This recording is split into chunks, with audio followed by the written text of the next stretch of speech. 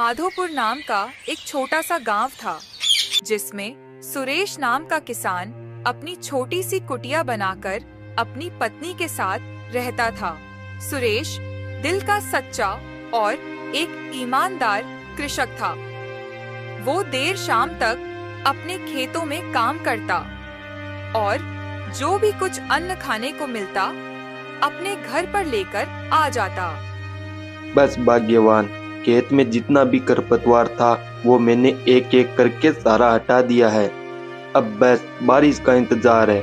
पता नहीं ये भगवान कब बरसेगा। आप भी ना छोटी छोटी बातों की टेंशन लेने लग जाते हो।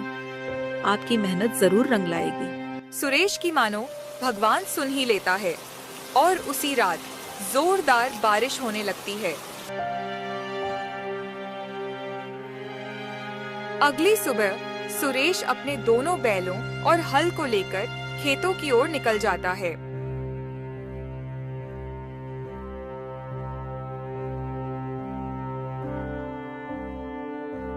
अजय सुनिए, दोपहर हो गई है, खाना खा लीजिए। बस पूरे दिन काम काम, कुछ अपना भी ख्याल रखिए। सुरेश दोपहर का खाना खाकर फिर अपने काम पर लग जाता है और शाम होते होते पूरा खेत जोत देता है।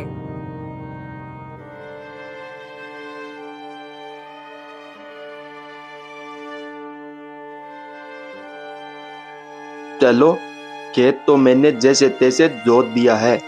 अब बस ऊपर वाले के हाथ में है। अजी आ गए आप, बैठिए, मैं आपको खाना लगा कर देती हूँ। कमला अंदर से सुरेश को खाना लाकर दे देती है। सुरेश बड़े प्यार से खाना खा लेता है।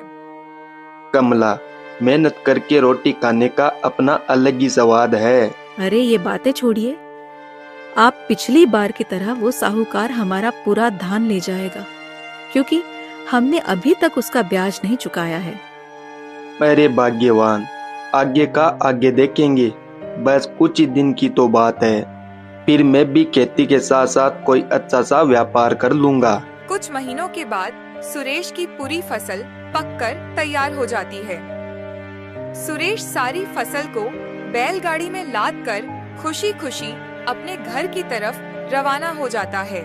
वो जैसे ही घर पहुंचता है, तभी उस गांव का साहूकार वहां पर आ जाता है।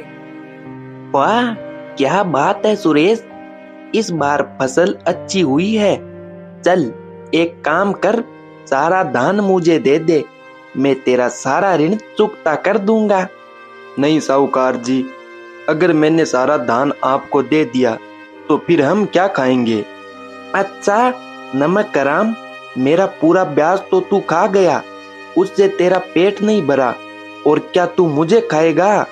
बाहर शोर शराबा सुनकर सुरेश की पत्नी बाहर आती है। साहूकार जी, हम धान बेचकर आपका पूरा ब्याज चुका देंगे। इन्होंने बहुत मेहनत करी, इस बार हमें माफ कर दीजिए। माफ कर दूं, वो भी तुम लोगों को? क्यों, मैंने माफी की दुकान खोल रखी है? मुझे नहीं पता। मैं इस बार तुम्हारा पूरा धान ले जाऊंगा। तुम लोगों को बहुत दिन हो गया है आराम का खाते खाते। ऐसा बोलकर साहूकार पूरा धान बैलगाड़ी में लदाकर वहां से चला जाता है।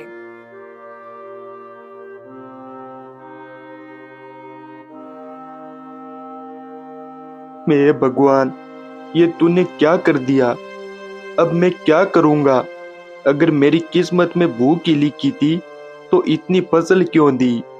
अजी आप रोइए मत, भगवान के घर देर है, अंधेर नहीं। वो जो भी करते हैं अच्छे के लिए करते हैं। तभी वहां से श्यामू काका गुजर रहे थे। वो सुरेश को इस हालत में देखकर वहीं रुक जाते हैं। अरे सुरेश बेटे, क्या हुआ? लगता है मियाँ बीबी में झगड़ा हो गया है। चिंता मत करो, तेरी काकी भी रोज मुझसे झगड़ती है। मेरे काका, कोई लड़ाई झगड़ा नहीं हुआ है। ऐसा बोलकर साहूकार वाली सारी बात सुरेश श्यामू काका को बता देता है। अरे सुरेश बेटा, ये तो बहुत बुरा हुआ, पर तू चिंता मत कर, मैं तुझे एक रास्ता बताता हूँ। तू सीधा राजा के पास जा। उनके पास वैसे भी बंजर भूमि पड़ी हुई है, वो तेरी मदद जरूर करेंगे। ऐसा बोलकर श्यामू काका वहाँ से निकल जाते हैं। कुछ ही देर में सुरेश भी राजमहल की ओर निकल जाता है।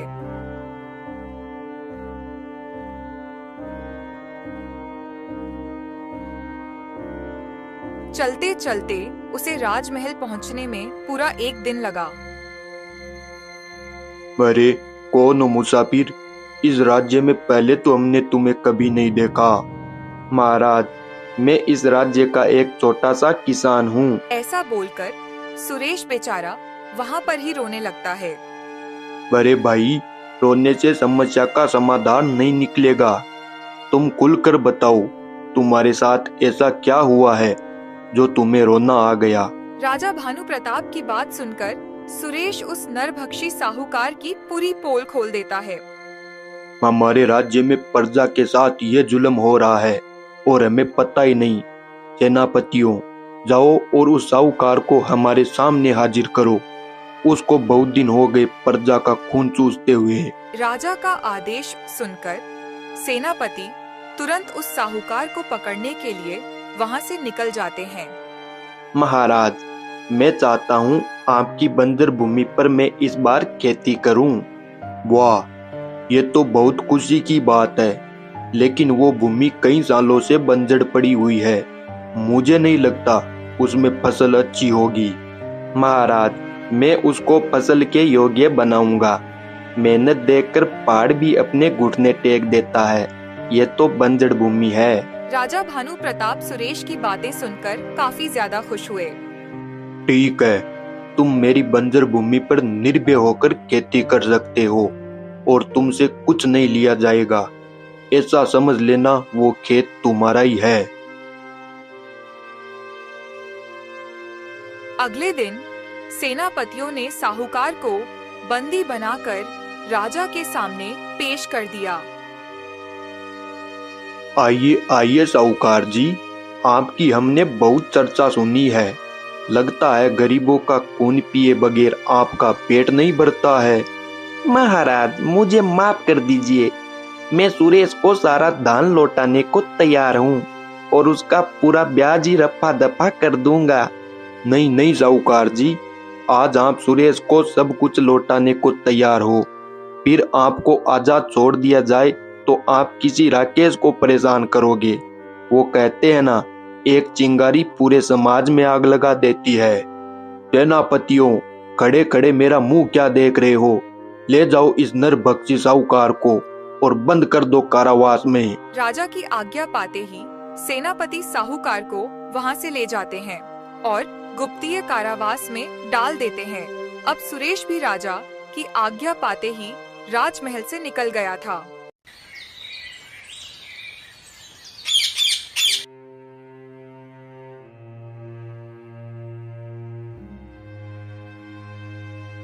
अजी, क्या हुआ?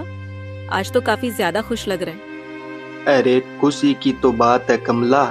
अब राजा के खेत में हम खेती बाड़ी करेंगे और उस साहूकार को भी राजा ने कारावास में डाल दिया है। अब हमारा धान कोई नहीं ले जाएगा। अरे वाह, हमें तो पता ही नहीं था हमारे राज्य का राजा इतना दयालु है। बस अब बारिश हो जाए। हाँ कमला, हमारी मेहनत और लगन को देखकर भगवान जरूर बरसेगा। अब सुरेश की मनोकामना भगवान ने एक बार फिर पूरी कर दी। उसी रात जोरदार बारिश हुई और मानो पूरी रात बारिश रुकने का नाम ही नहीं ले रही थी। अगली सुबह सुरेश फिर अपने बैलों को लेकर खेत आ गया था और वो खेत की अच्छी तरीके से जुताई करने लगा। तभी अचानक उसके दोनों बैल एक जगह पैर थाम लेते हैं। अरे क्या हुआ मेरे मोहन और सोहन, जल्दी चलो, हमें और भी तो काम करना है। मुझे लगता है जमीन में कोई चीज ने मेरे हल को जकड़ लिया है। मुझे यहाँ पर खोदकर देखना चाहिए, आखिर ऐसी क्या चीज है जो मेरे मोहन और सोहन को रोक रही है। सुरेश वहाँ पर खुदाई करने लगा और वो देखता है कि वहाँ पर तो एक सोने का घड़ा निकला है। ये देखकर सुरेश जल्दी उस घड़े को उठाता है और सीधा अपने घर की ओर निकल जाता है।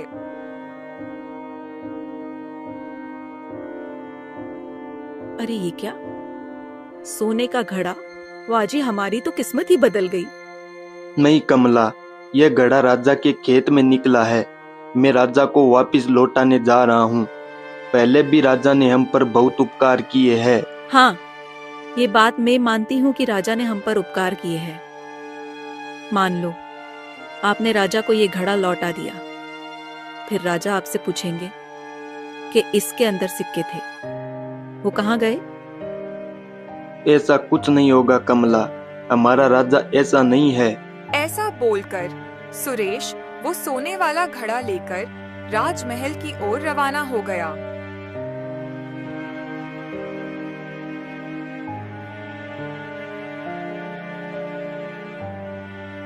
महाराज, मैं जब जुताई कर रहा था तो आपके खेत में मुझे ये सोने का घड़ा मिला है।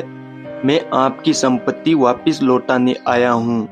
सुरेश, घड़ा मिला है वो तो ठीक है, लेकिन इसके अंदर कुछ न कुछ तो जरूर निकला होगा। वो कहाँ पर है? नहीं महाराज, ये घड़ा बिल्कुल खाली था और जैसे था वैसा मैं आपको लौटाने आया हूँ। अब सुरेश सोचने लगा कि मेरी पत्नी ने सही कहा था, लेकिन मैं ही मूर्ख था। क्या सोच रहे हो सुरेश? जरूर इसके अंदर सोने के सिक्के निकले हैं। तुम खुद बचने के लिए ये घड़ा मेरे पास लेकर आए हो और सोने के सिक्के वहीं पर ही छुपा दिए हो। सेनापतियों, इस लालची किसान को पकड़कर कुछ दिन के लिए कारावास में डाल दो। अब बेचारे सुरेश को झूठे आरोप में कारावास में डाल दिया जाता है।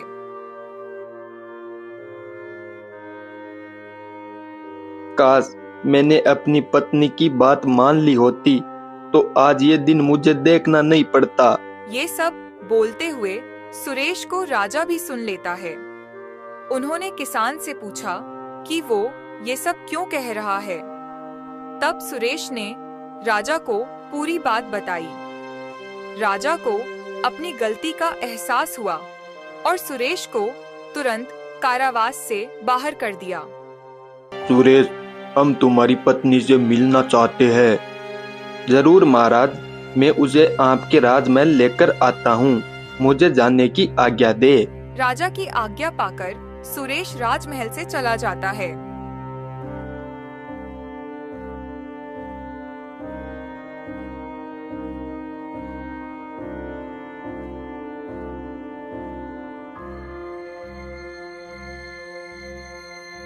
कमला से बातें करने के बाद राजा को पता चल गया था कि वो कितनी बुद्धिमान है।